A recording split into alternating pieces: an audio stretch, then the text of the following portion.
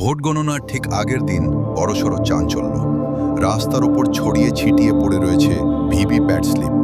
তাও আবার এক বিধানসভার স্লিপ উদ্ধার হলো অন্য বিধানসভা কেন্দ্র থেকে।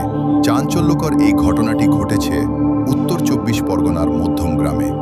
আপনারা দেখছেন নিউজ বাংলা প্রতিবেদন।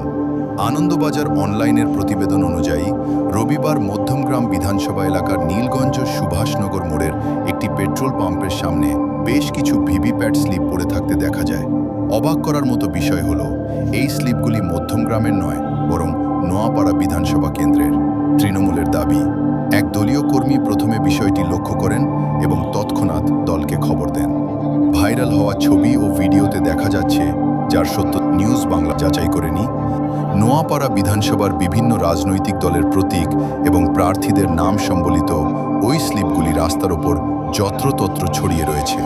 গণনার মাত্র কয়েক ঘন্টা আগে নোয়াপাড়ার স্লিপ কিভাবে মধ্যমগ্রামের রাস্তায় এলো তা নিয়ে ইতিমধ্যেই কমিশনের ভূমিকা ও ভোটের স্বচ্ছতা নিয়ে প্রশ্ন তুলতে শুরু করেছে শাসক দল তৃণমূল কংগ্রেস।